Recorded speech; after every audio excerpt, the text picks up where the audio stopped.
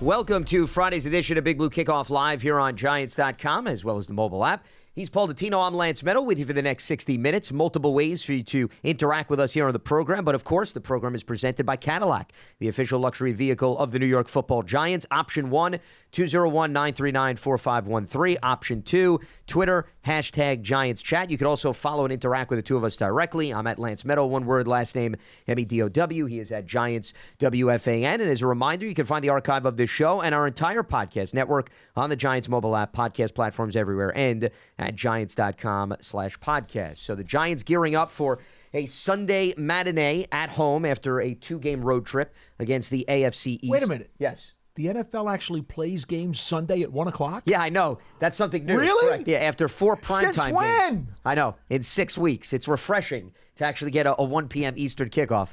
We had to be reminded here in East Rutherford, New Jersey, that actually occurs. There's a window on Sunday afternoon in which football is played, Paul. I'm glad Starting at 1 o'clock? Yes, exactly. That's amazing to me. It is. I never would have thunk it. Who knew? New spectrums that we are opening up here on BBKL. But in all seriousness, they're going up against a Commanders team that is 3-3 and snapped a 2-game skid as they are coming off probably one of their best performances this season against the Atlanta Falcons. But before we get into the nuts and bolts, let's start with Brian Daboll. He spoke to the media earlier today. Daniel Jones has still not been cleared for contact. He didn't give a game designation. We'll see that when the injury report comes out later today, but I don't think that's surprising. But he did rule out the 3 offensive linemen, Andrew Thomas, John Michael Schmitz, as well as Matt Parrott. Evan Neal is still dealing with the ankle injury, but I think he's on the right side of questionable, Paul, is the way that I would put that in terms of his status. And Adoree Jackson also. Yeah. Excuse me, I believe has a sore knee. He also, I think, is on that side of the fence as well. Daniel Jones has not been cleared for practice yet, but if you look at my Twitter at GiantsWFAN, I did give you a short clip of him throwing in practice for the second straight day. Again, not cleared for contact. Until that happens, he's not getting into a game. Coach Daboll would only say today that that's the way it stands today, and he's not ruling him out yet for Sunday. He's got to put out an injury report this afternoon. Now, by that time, maybe they'll be able to put him down for out. I don't know. But, look, I'd say the arrow's probably trending toward Jones not playing. I'm just thinking he hasn't taken any team snaps. Yeah. I mean, Paul, you connect the dots. Plus, I mean, not that you were insinuating this, but if he's not cleared to practice in the early morning hours, what's the chances that by the time we get to the afternoon hours that all of a sudden they flip the script? Yeah, they give him the clear. I don't see it either. Sure. And even if coach says, well, he's doubtful with a game time decision, again, what's the odds of the doctors changing their mind and letting him have full contact within 48 hours from now? I just got to think that that's not likely. Yeah, I'm completely with you. See, if you go down the hypothetical road, Paul, if they cleared him for contact today, let's go down that hypothetical road, and he gets in some team reps today, right, and they still say, okay, it's going to be a game-time decision, you could say, okay, maybe there's a chance because the hurdle of being cleared for contact. But if we're talking about the Friday before a Sunday game, you're still not cleared for contact. This is, once again, my personal opinion. I think Paul and I are absolutely on the same page. It would be very slim to see a quarterback pull a 180 and get out there for a game. But it goes back to the conversations we had all offseason. We talked about prioritizing the backup quarterback position and bringing in somebody who is not just a stopgap, but somebody that you feel good could go out, run your offense, and help you win football games. And, Paul, I think Tyrod Taylor proved that in the last game against the Buffalo Bills. He helped them move the football. Did they want to score more? Absolutely. Do they need to finish better in the red zone? 100%. But his decision-making, his comfort with the offense, and what stood out to me the most is the fact that they came into the game and they said, we know we have offensive line issues. We're going to move the pocket, and we could do that because of Tyrod Taylor's mobility. And that, to me, was maybe the biggest plus that he was able to provide. Because, Paul, how many times have you seen in NFL history, not just Giants history, you go from a Daniel Jones running mobile quarterback, and then the backup is a statue. He's the complete opposite. So you cannot run the same things with your backup that you do with Daniel Jones. That's not an issue for the Giants. They know they can run exactly pretty much what they set forth with Daniel Jones with Tyrod Taylor, and that to me is much more attractive for him. Well, he also threw the ball downfield a few times. Yeah. Besides, moving the pocket and escaping some pressure. Remember, he was only truly sacked twice. One of the 3 sacks was because he bobbled the ball, fumbled it, and had a fall on it, and so it went down as a sack because he was in shotgun formation. But against the Bills team that came into last weekend with 21 sacks, leading the NFL, they only got to him twice. Part of that was because of his mobility, his sixth sense, and then the other part of it was because of the play calling. So you put those things together, and yes, they lost the game, but did they have a realistic chance to win? They did. And that goes to your point, because that, to me, is the primary requirement of a backup quarterback. And that's why we had all these conversations, and not to you liked him from the beginning. Love Tyrod Taylor. You wanted him here. I've always been a fan of Tyrod Taylor. You wanted him here 2 years ago. Yep. You said that's the guy they should go for. Yeah, and that's why I'm happy. I'm happy to see him doing well, because on a side note, he's a good dude. But number 2, Paul, you look at what he's gone through. How many times does he get the backup job, the starter goes down, and then he gets hurt? It happened with the Chargers, that unfortunate shot that punctured his lung, where he had an opportunity to step in, and that was when they brought in a young quarterback by the name of Justin Herbert. Then he goes to Houston, where you have another young quarterback. He gets in, he gets hurt again. So there was opportunity after opportunity. And of course, you never want to see the starter go down, but here his number gets called again, and knock on wood, he's been able to hold up, at least in the sole opportunity he's received. And if I may add, 2 of his prettiest throws of the night wound up not amounting to anything, because he threw a 43-yard completion inside the left sideline to Hyatt, which was right on a dime.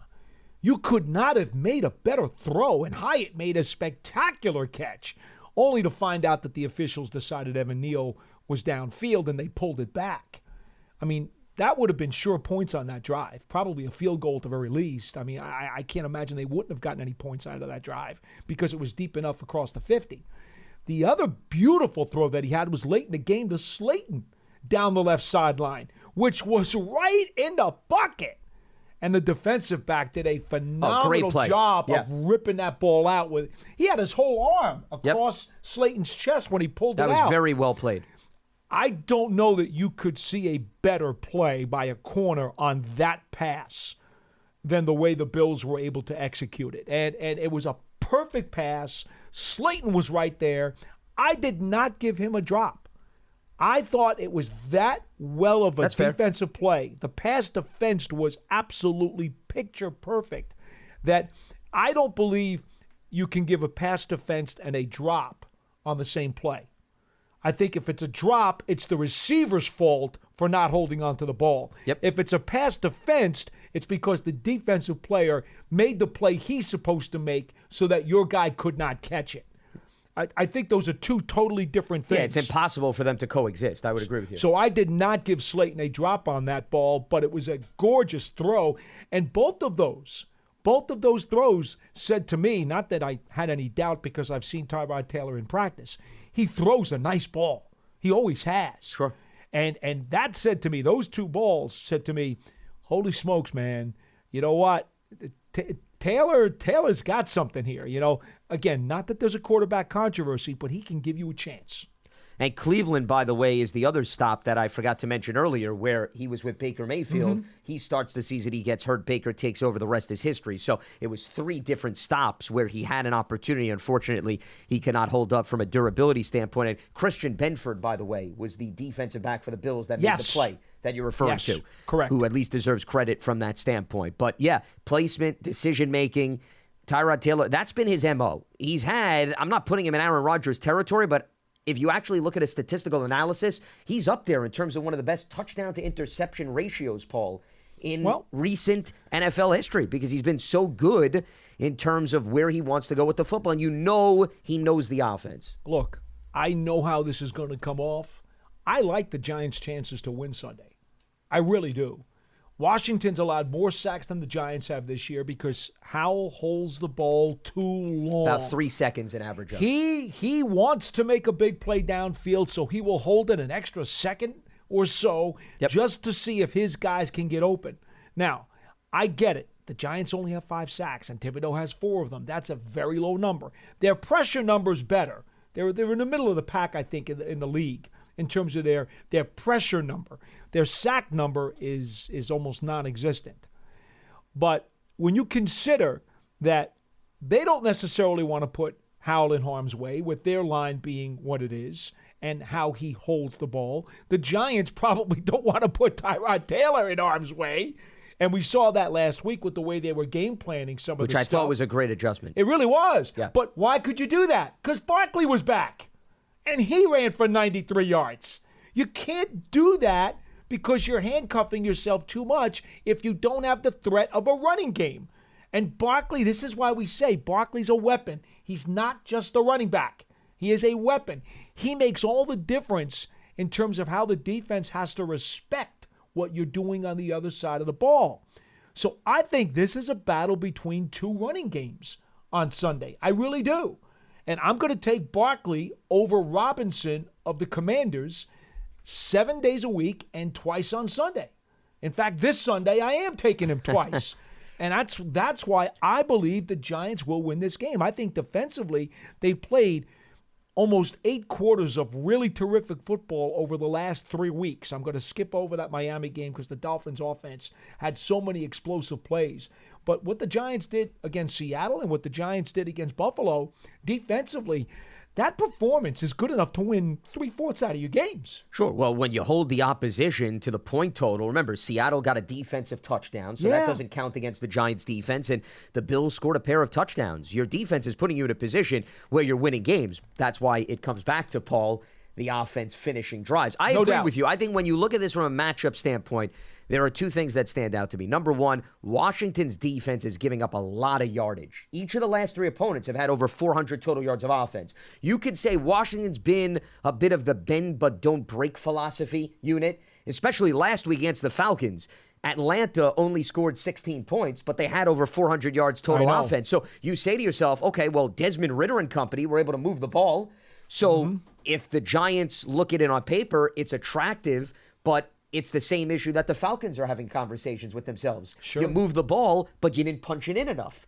And if you get into that 16-point territory, Paul, this is where I take that point about, okay, it's promising, but you may not put up enough to give your defense a lifeline. So it's twofold here. Can they move the ball effectively against this Washington team? But what do they do specifically in the red zone? That, to me, is going to make or break this game. Well, I'm of the opinion that the Giants can hold Washington under 20 points on the defensive side of the ledger. And anytime you do that, at least it was years ago, now it's Madden football and video game football, so they'll say differently.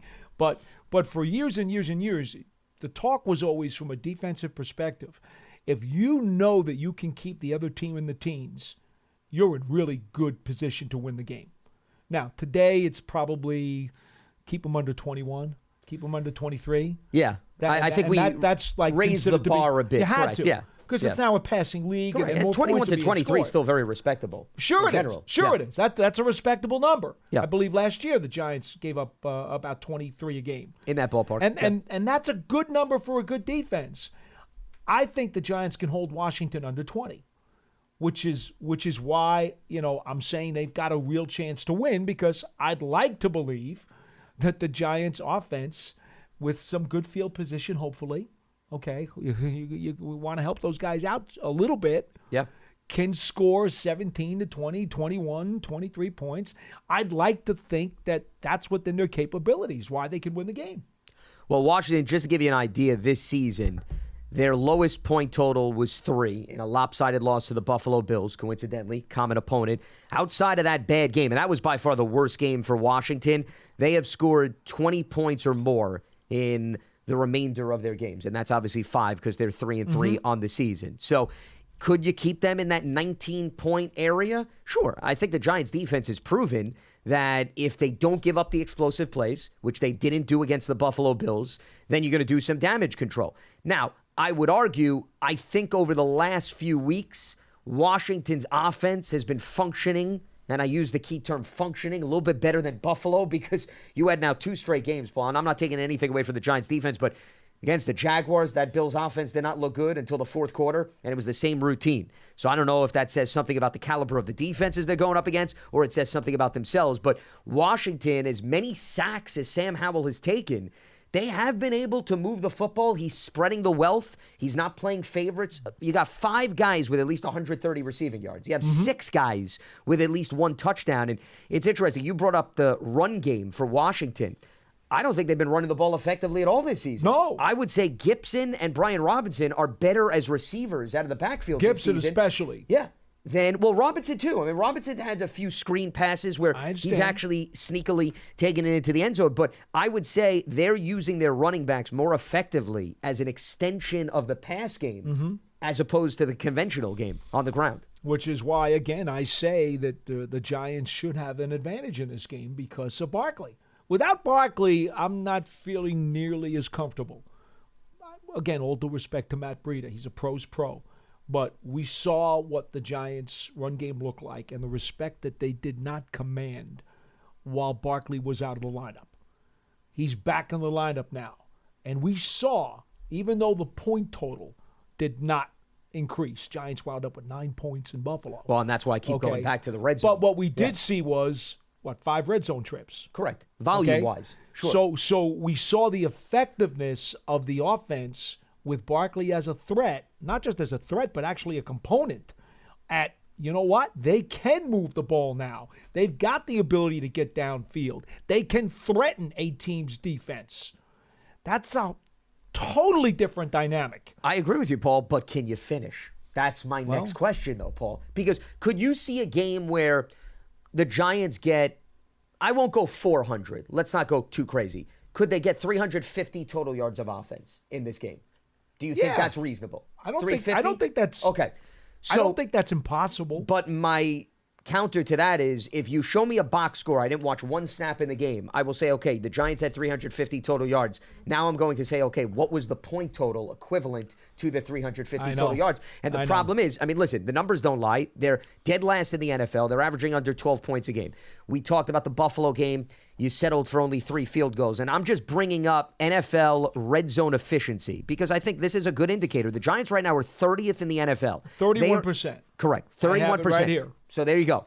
They're ahead of only the Jets and the Pittsburgh Steelers, just to give you an idea of what we're looking at. Now, in comparison, okay, as many issues as Washington has had with respect to the 34 sacks that they've given up, even though the Giants technically are right ahead of them, Washington, though, and here's, to me, the biggest difference, Paul, between the two teams, and you're shaking your head, you know where I'm going. Yes, they have a conversion rate in the red zone of 62%. That's 7th best in the NFL. That is the biggest differential right now between both of these teams. That is true. But Saquon Barkley has missed most of the Giants' games. That's fair. But even when he was playing, though, earlier, I understand they were hit or miss. I understand they were 0 for 5 the other night in Buffalo. I can't dispute that. It's a fact. I would still say to you that defenses are playing the Giants' offense much differently when he's on the field. Well, they have to account for him. Sure. And he hadn't been on the field for a month. So the number to me is very skewed. Well, and that's why we have more of a sample size of Saquon being on the field. We'll see. And by the way, the law of average plays out. By the way, I was talking to a scout yesterday, actually, and he said to me, well, the Giants had all their guys opening night when they lost to Dallas 40-0. And I said, okay, you want to factor all of that into the numbers, go ahead and do it because those numbers are real. Facts are facts. I still look at that game as the 4th exhibition game. I think this team was not at all in position to compete against Dallas that night. The offensive line, the starting 5, had played, all but 9 snaps, or was it 10 snaps together in the preseason? You guys know what my philosophy is. I've never changed on this. I believe the regulars have to play more in the preseason, and I always believe that your starting 5 offensive linemen, unless they've been together for a few years, they specifically, that unit more than any other unit on the field, has to play more preseason snaps together. And when you put those guys out there in that spot against that established, difficult Dallas defensive front, you kind of know what's going to happen. And as much as I was very optimistic, there was always that little voice in the back of my head, and I said it before the opening game. I said, boy, the relative few snaps that these guys have had, That's something that's bothering me going into the game. It was that little voice in the back of my head that kept saying, oh, this could be a problem. This could be a problem. And I did my best to ignore it and figured this was time for the Giants to show Dallas what the deal is.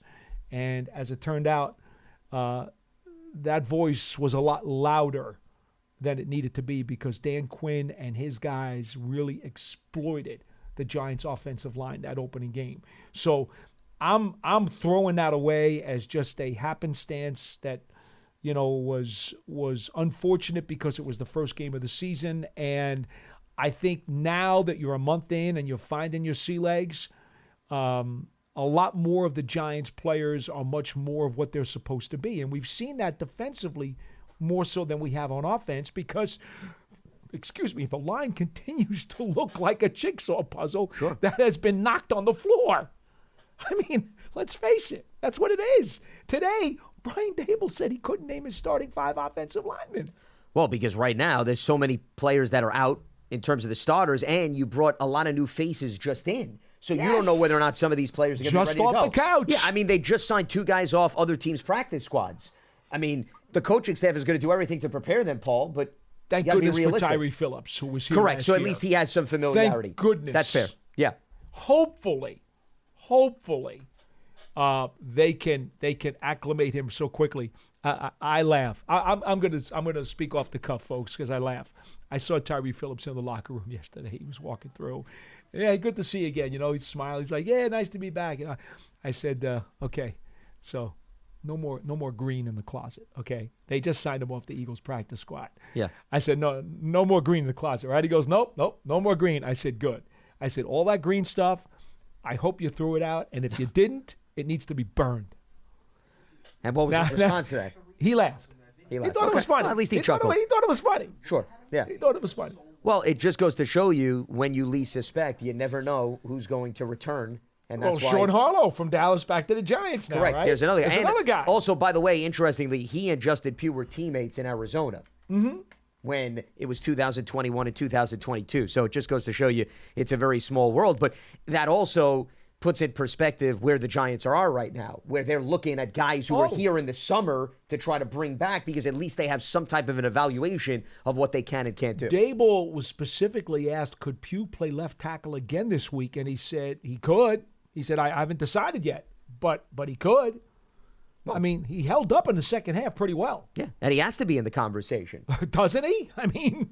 Because also he doesn't know, just like he went into the game thinking, I'm going to be my left guard position the entire game. And then what happens? Josh Azudu goes down in the blink of an eye, and now Pugh has to tap back into a position he hadn't played in 8 years. So that's more of a reason why, even if he's not starting there, they have to be prepared that they may have to move personnel around depending on how the game flows. Just to go back, go ahead. You wanted to add something with respect to that? Well, I was only going to crack a joke, and you've heard of Iron Man football, where the linemen play both defense and offense. I was wondering if Dexter Lawrence and Leonard Williams wanted to take a try. Hey, in high school, right, guys are interchangeable. They play offense and defense. And I guarantee you, it'd be interesting if you took a survey of the entire Giants roster. How about A'Shawn Robinson? He's pretty big. There we go. How many of those players, though, in all seriousness, have played on the offensive line? At some point. I would think going back to high school, some of the guys I suspect, right?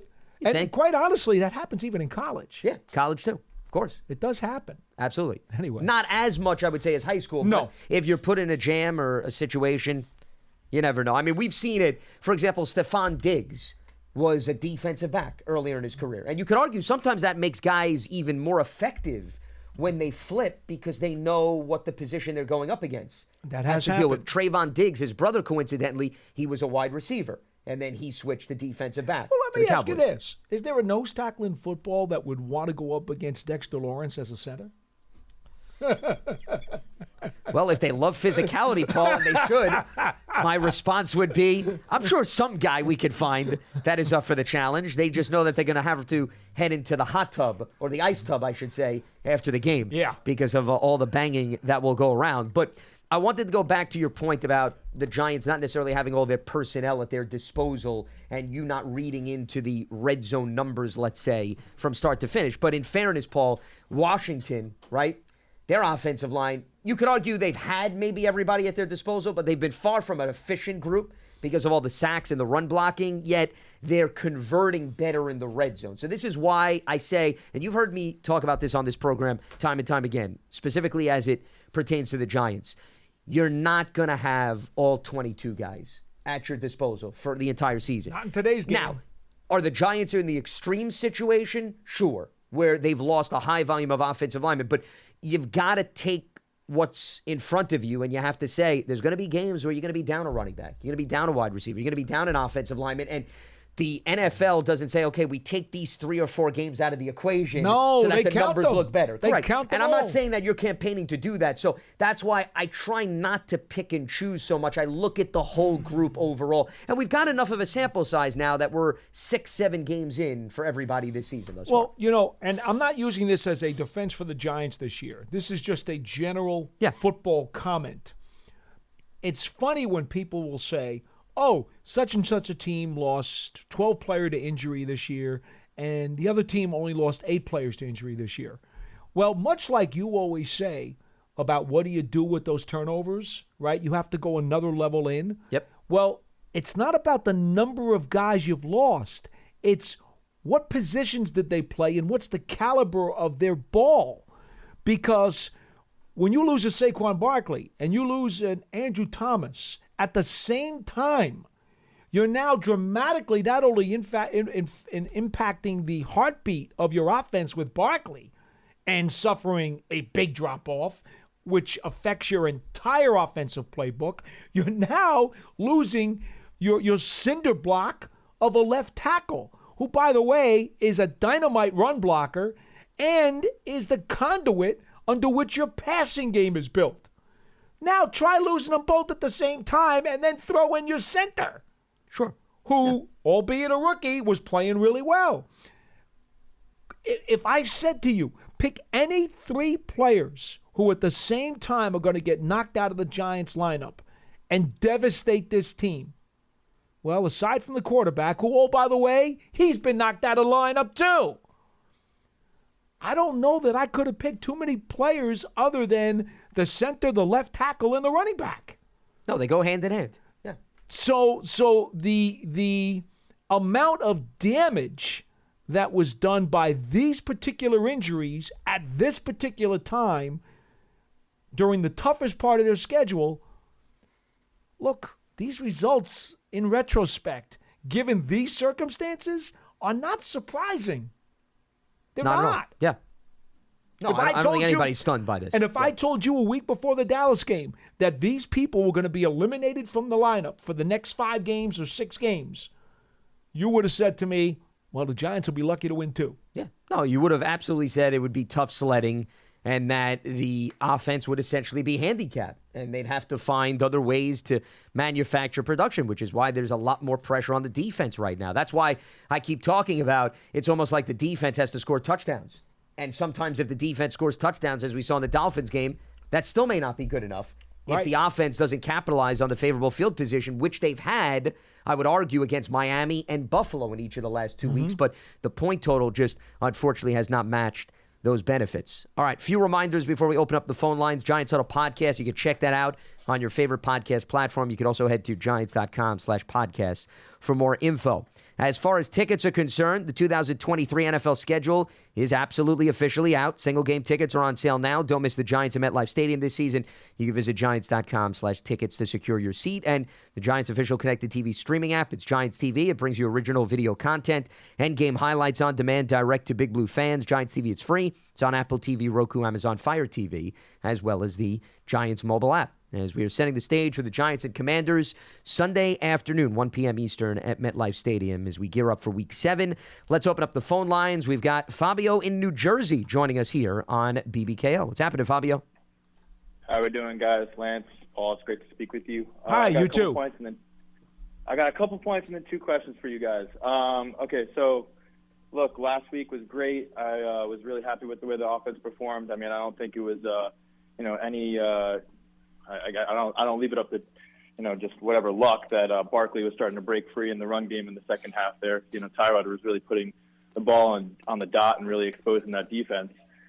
Wink, look, it was clear that he was dialing up the pass defense. I mean, we held Buffalo to under 200 yards passing, and but we were still kind of suspect in that run game. And I think that kind of segues into my first question here. Look, if you look at the yards per carry in the NFL right now, I think we are above Buffalo, but below Washington. Barkley didn't really do too well in the run game last week, outside of those two big bursts runs, right? So, I mean, the question to you guys really, look, how do we think we're going to see like another stifled up run game out of Barkley, outside of maybe some big burst run plays, given that, Buffalo, right? They're really bad against the run, giving up, I think it's like almost 5 yards per carry. And Washington's only in the 4.4 range. Do we think he's going to be stifled up, or do you guys think, we're really going to be able to take advantage of that again, even though the rest of the NFL has been able to really run well against them? I got Barkley for over 100 rushing yards this week. Let's put it that way. I don't know if that answers your question, but I think it kind of does. Well, Washington actually, it does. Yeah, I was going to say, if you look at the numbers, they've actually done pretty decently against opposing number one backs this season. I think James Cook was most effective, but that was a lopsided game.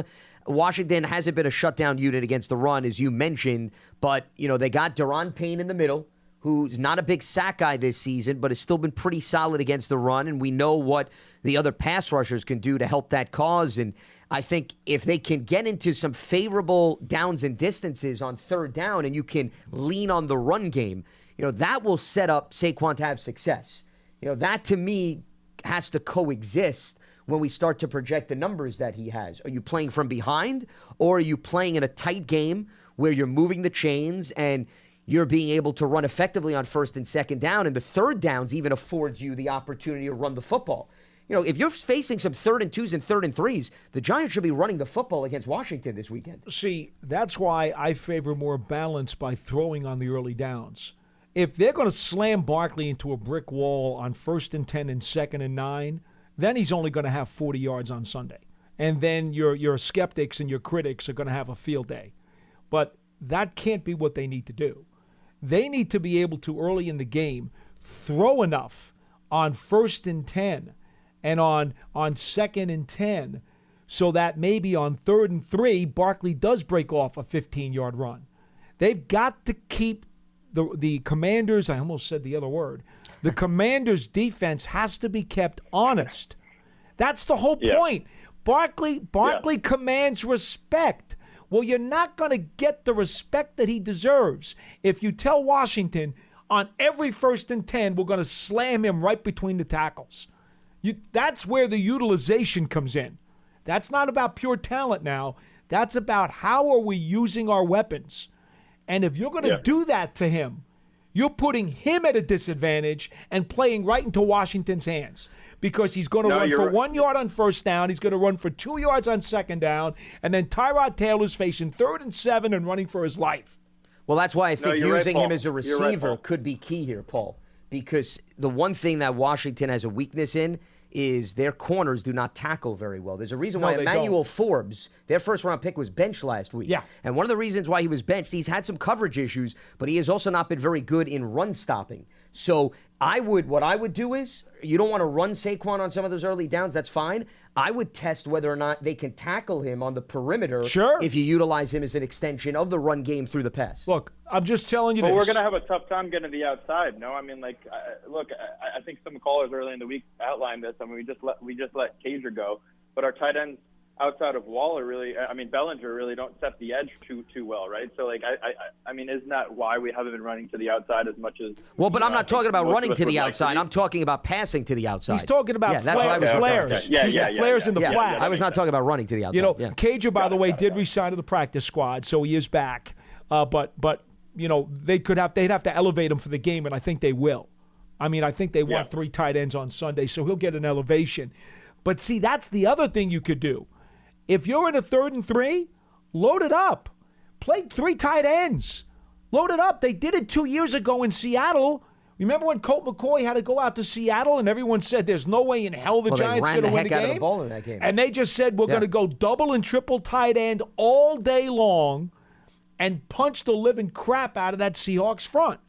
Well, I'm not suggesting they do that Sunday because I do want them to use the pass early to open things up. But what I'm saying is on an obvious run situation, if it's 3rd and 3, load it up. Show me the beef, baby, and just let them have it.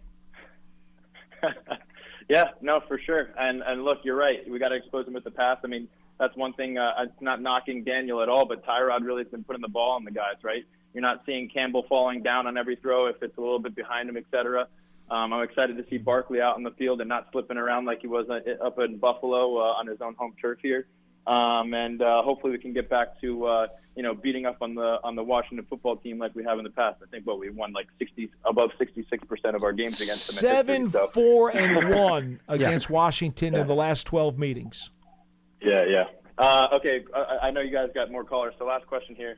I know a lot of guys are talking about selling off pieces here at the trade deadline. That's not what I want to talk about in terms of like the big guys, right? I want to keep those big guys with us and keep everyone happy in the locker room.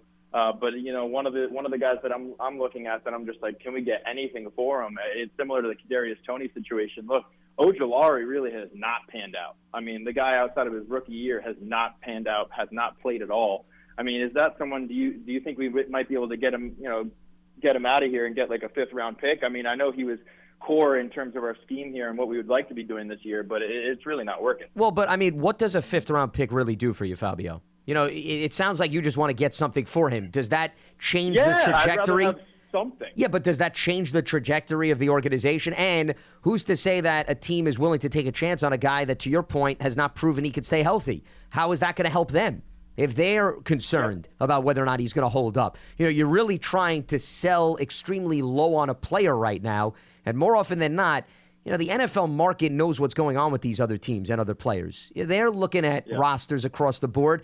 You're somewhat, it sounds to me like you're trying to pull a fast one on the rest of the league. And I would say that the league knows. Successfully on the Chiefs, right? We did it to the Chiefs already. So. Well, but they won a Super Bowl, Fabio. Yeah, no, I know. But look, outside of Tony catching that touchdown pass, which I'm sure they have other receivers on the squad who could have done the same thing. It's not like he's really done much for them. So true. Well, and he's been a little bit banged up. I mean, now he's back healthy, but I think that's a trade you have to wait and see what happens over the course of several seasons, not necessarily over the course of several weeks. But something tells me I don't think Kansas City is overly concerned, and I appreciate the phone call, Fabio, with respect to the phone call. Yeah. And hypothetically about injured players, unless there's some caveat that has been changed with the injured reserve rule, I don't believe you can trade a guy who is on injured reserve just for the record, for people who want to maybe talk about some of the guys who have been injured. I don't think you can trade an IR guy. We'll see if I can get to the bottom. It's a good question. I'm not sure whether or not. You couldn't years ago. Now, has that been changed and tweaked? I don't believe it has. Because I want to say, I think you can part ways with a player, but... Well, you can waive him injured. Sure. But I don't believe you're allowed to trade a guy who is on injured reserve. I don't know. I part of me believes you can, but once again, I'm looking to see maybe if we Pearson, can take a look. See if you can find it. I don't think you can. I know years ago you could not, but that rule may have been updated. Look, here's what you got to understand if you're the Giants. And I don't want to put bouquets of flowers in people's heads, but the schedule is not quite as daunting as it was the first month and a half of the season. If somehow you can scratch out this win on Sunday, and I believe it's very realistic that you can do that, well, now you're 2-5. You play a Jets team that I know has a terrific defense, but they're not in a position where they can go into any game and say that they're a lock to win either. So, again, you're facing a middleweight, if you will, of a fellow, even if you want to go a comparable lightweight, that's fine. The point is the Jets are still, in my opinion, in your talent division based on what you're talking about now. They're not a heavyweight contender. They're not. No, not at all. They have their fair share of problems. Okay. Sure. Yeah. So you look at that, and then you look at the Raiders. They'd certainly be in the same weight class, too. I mean, look at the next 5 games. Outside of the Dallas Cowboys, are there any bona fide heavyweight power punchers on that list in the next 5 weeks? Are there any outside of the one game in Dallas? You have to look at that and say, hey, we got another big piece of this schedule to play. Got to have confidence, got to have assertiveness. Otherwise, pack up your lockers right now and go home. And I don't think that's a problem for this team. I don't think it's a problem for this team either. Yeah. And I think they believe in themselves. They know the talent that they have on the roster, albeit a bunch of it's injured. I think they believe that they can actually turn this boat around. And somehow, some way, and I'm not saying they will do it, but if they can somehow turn this boat around during this middle stretch of the season, all of a sudden the final third of the schedule becomes very interesting. Well, sure. I mean, if you're giving them a boatload of wins in the middle of the season, I keep going back to, at this point, we could sit here, Paul, and we could talk about whether or not the competition now matches the intensity and caliber of the early teams. The bottom line is they have to prove they could score points. Okay? No doubt. You cannot continue to go with under 12 points as your season average. You can't continue to go into every game scoring between 10 to 15 points, which has been the trend. If that changes, absolutely. Do they have a chance to beat the Raiders and the Commanders and the Jets and the Patriots? All these teams are far from offensive juggernauts. It's not as if you go into that game saying you got to score 40, but you got to prove it. We know Barkley's back, and that does make a difference. Perhaps Daniel Jones will be back, if not this week, next week. That would make a difference. Perhaps Andrew Thomas is another week or two away. That could make a difference. Perhaps John Michael Schmitz they're certainly going is to get another personnel week back. away. Sure. You know, we're talking about players who are all, you really didn't know the value of these guys maybe until they were out of the lineup. And now that you see how devastating their losses were, maybe you now realize how good those players really are. And just think, when they're back, how much better that can help the situation. And I would say that is stating the obvious. And I don't think anybody would dispute that you bring back better talent. You hope that improves. I will say this, though. I think part of the common element with those teams, they may not be great offensively speaking, but you are going to be facing some really good defenses in the next few weeks. So the Jets have a good defense. The Raiders' defense has dramatically improved based on last season. And as bad as the Patriots have been, Belichick and that unit, they can do some damage, especially based on the scheme. So that's why I still keep going back to offense. No doubt. And what's going to happen on that side of the ball will absolutely dictate whether or not they can put together a string of W's. I do think the Giants' defense is on its way up, though. I think we're seeing them starting to climb. They're starting to gel. Bobby Okereke has had 3 really, really good games in a row. I know he missed Fant. He was one of the 2 guys who missed the tackle on that one long play. No, but overall, Seattle. he has been solid. But he's had 3 double-digit tackle games and been all over the field. Even been involved in turnovers, which were foreign to the Giants until the last 2 weeks. So I think defensively, they're going to hold their own over the next month of the season. They will hold their own defensively. It will come down to how many of these offensive guys can come back and give them a spark that might give them a better chance to put a little string together. I looked it up. Players on injured reserve can be traded as long as they were put on IR after the 53-man roster was finalized. Okay. So meaning that there's a chance for them to return. Now, that's a tweak that's come into play the last couple of years because the IR list has changed, as we know. Well, it's interesting because I looked back at 2018, teams were making proposals for that rule to be implemented. So it was recently. Yeah, the Broncos, I think. Correct. Denver had a proposal in 2018 where they wanted players on IR to be eligible to be traded. So this did happen recently. And the other reason why I think it makes sense is, Calvin Ridley, if you recall, when he was traded, he was suspended. So if you could trade a guy, right, that was not playing because he was suspended, why should you not be able to trade a player that is on injured reserve? And the way it works is the acquiring team can then designate the player to return. So they have the right to bring back that player, or they can immediately activate the player if his previous team has already done so. Well, these IR changes to the basic IR rule basically came into play during COVID. That's what forced the league to start changing availabilities because they realized that with COVID going on and everything else, flexibility, sure. we need players. Yeah. We're losing players too quickly. So they started to make it easier for practice squad guys to come up, the activations on game day. And it should be that way. And then the IRs became temporary IRs, short-term IR, and designated to return IR. This was all COVID related. So I'm glad we were able to square that away. Now, as far as the Giants' defense is concerned, because that's what you brought up, and I would agree, they clearly have been playing better football. As far as the task at hand with Washington on Sunday, we talked about that Washington has not been running the ball that effectively. So I don't think that facet of the team is perhaps the one area to watch, though. You don't want to allow a team to get hot in an area that they've struggled. To me, the biggest challenge here is Sam Howell in the passing game. Because, as I mentioned, they spread the wealth. And I don't know where you stand. I would go so far to say I think Washington has better weaponry than Buffalo in terms of their passing attack, Paul. In terms of the depth and the utilization of those receivers, I think Washington puts more strain on your secondary than the Buffalo Bills do. Well, that would be because of Dotson, who had, 7 touchdown catches last season, averaged 15 yards a grab, and was really burst onto the scene as a rookie, did a real good job. This year, he has been way down, hasn't caught more than 40 yards of passes in one single game. There's the X factor for me, to be honest with you. I mean, McLaurin, 3 of his 7 games against the Giants, he's had at least 100 yards and a touchdown catch.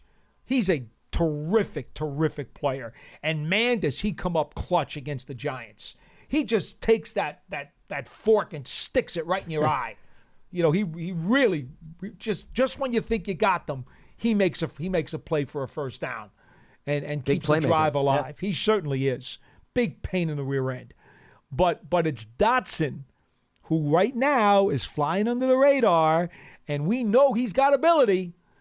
That's the kind of guy who might just kind of stick his head out of the sand and burn you this week. Well, and he had a big catch in the game here at MetLife Stadium last year. Yes, he did. If memory serves me correctly. Had a touchdown, eluded 2 tacklers. When they were storming back, and that was a big reason why the game ended in a tie. Curtis Samuel, though, has played a more prominent role this season. And he's their jack-of-all-trades type of guy. They use him out of the backfield. They use him on short passes. They get him out in open space. So he has been right behind McLaurin in terms of the pecking order. But the other guy to watch out for who was not fully healthy over the last few years is Logan Thomas, the tight end. Big target. We know he was with the Giants organization, the former quarterback. And this is also why Washington is a bit of a head-scratcher, because I want to give you an example. Logan Thomas was coming off his most productive game in the Thursday night affair against the Bears, where he was the big target. He was Sam Howell's guy.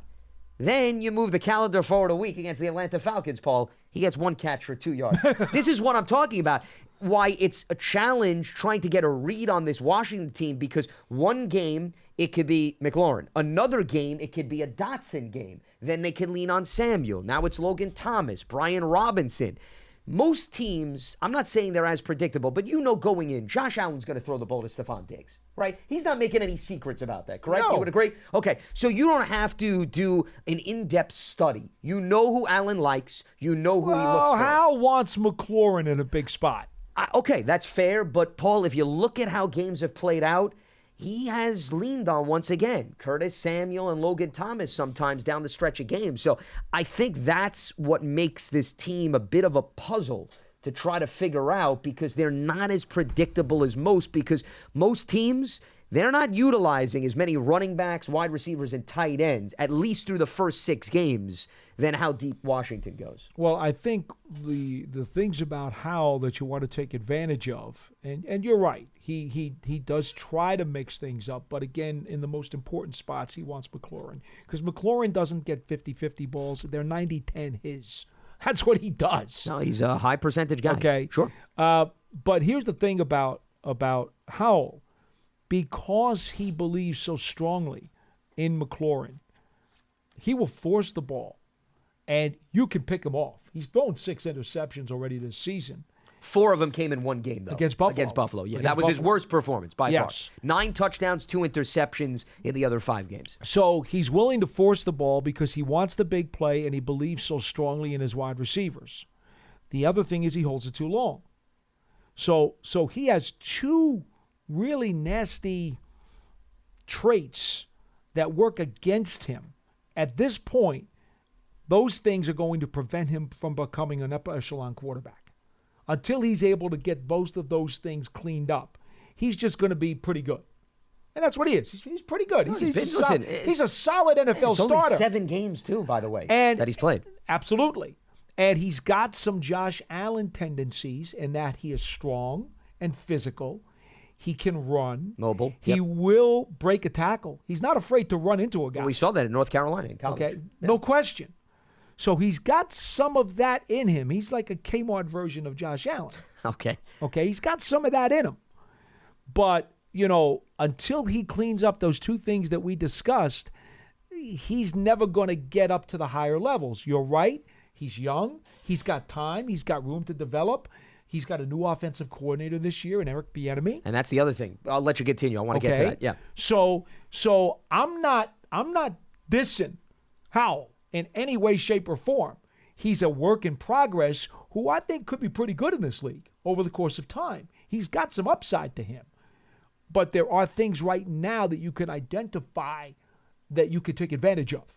The internal clock is really what you're laying out. And I listened to Bieniemy speak this week, as well as Ron Rivera, and they've seen it. It's a fine line. I think the sack issues for Washington, if you've followed this team, is twofold. It's the offensive line play. That goes without saying. But a lot of the sacks you could point to, if Sam gets rid of the football, maybe he avoids a negative play, is because, to your point, Paul, he's looking for the home run. And I use the baseball analogy. Are you going to settle? Josh Allen had these issues last season, right? With all these red zone interceptions. He'd always go for the home run. And you would say, Josh, take the base hit, okay? Lay down the bunt. It's okay. You live to see another down. Sam has to learn that. I think that's his issue. He wants the home run, but you know what? The base hit will give you a manageable 3rd down. Will maybe help move the chains. So young quarterbacks, they go through those growing pains. There's no doubt about it. But I want to get to what you just hit on. We have not brought this up. The Eric Bieniemy factor. Yes, they have a brand new offensive coordinator.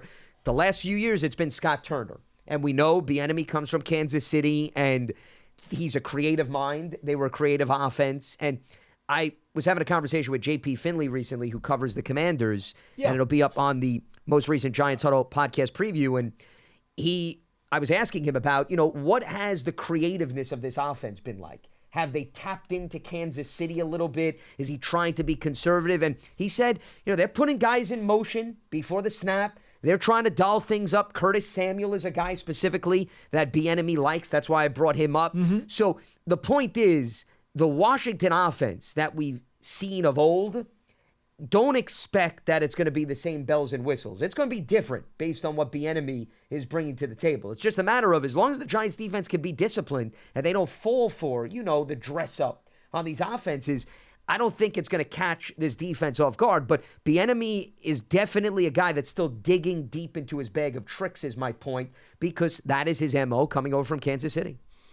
It's interesting that we've always thought about Washington over the years as a team that would be more physical and that would try to run the ball and establish that first. I mean, that's kind of been their MO for a while.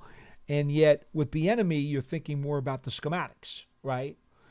Well, to be honest, I don't know if they're doing themselves any favors in that regard. Might they have been better off leaning on the run game earlier in the year?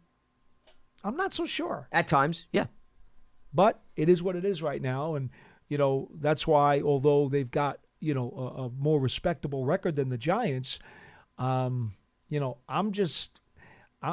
this is a winnable game for New York. I'm sorry. I just do. I know a lot apologize. A lot of people out there, want to probably throw stones at me, but I just do. No, I agree with you, too. I mean, of all the games we've been previewing, maybe with the exception of Arizona, because it was a bit earlier in the season. I thought Seattle was very winnable, too. I think Seattle was overlooked and doubted. I think Seattle has an extremely strong track record. Pete Carroll is known for getting his teams to play up. or whatever it takes to make sure they can match the competition. So I would remove, my personal opinion, I remove the Seahawks. But this is a game that, can the Giants move the football against? Sure. Can they be within striking distance? Absolutely. But my caveat that I keep turning to is, once again, show me the point total, Paul, okay? You know, just like in Jerry Maguire, okay, right? Yeah. Show me the money. Well, show me the point total, okay? That's going to be my line now moving forward. Don't tell me about the yardage. Don't tell me about the personnel that's coming back into the mix. Show me the point total. And this is a Washington offense. You can tell me all you want about their shortcomings. They're averaging double the amount of points than the Giants. And if this gets into a game where it's a bit of a shootout, which would be different than what we've seen, okay? So meaning the scoring is, let's say, in the mid to high 20s, okay? Let's go there. Then you got to still give the edge to Washington just because of their consistency in getting into that department, whereas the Giants they've had trouble scratching the surface. If you're the Giants, you want to keep this thing as close to 20 points as you can. There's no question.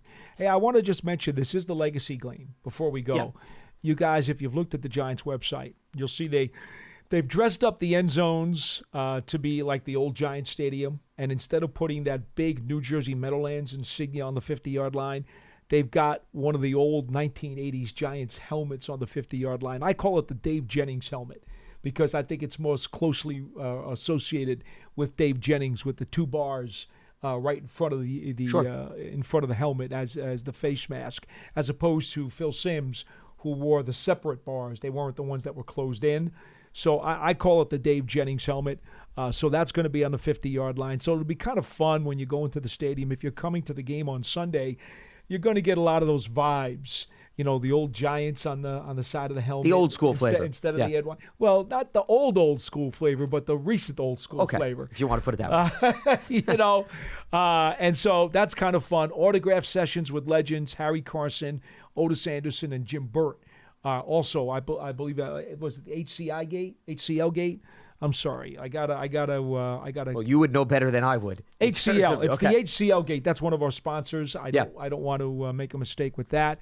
And that's really cool too. So get a chance, see those guys, tell them how much you appreciate what they did for this organization when they won championships. And that's an extra bonus that's going to be going on. And also is going to be an old-fashioned with the helmet that you see on the 50 pennant. That's going to be given away to the first 25,000 fans as well. So try to get into the gate early if you want one of those for your den. Yes, because they go fast. They do. We can speak from experience. They do. Yes, absolutely. So there you go. Legacy game, Giants-Commanders, 1 p.m. Eastern on Sunday, as they will renew their NFC East rivalry, as that is going to wrap up the latest edition of Big Blue Kickoff Live here on Giants.com. We appreciate everybody tuning in, and it is part of the Giants platforms everywhere, as well as Giants.com/podcasts. We'll be back up and running again on Monday, recapping the festivities at 12:30 p.m. Eastern. For Paul Dottino, I'm Lance Medow. Stay locked to Giants.com for all the latest, and we'll speak to you on Monday right here on BBKL. Have a good one.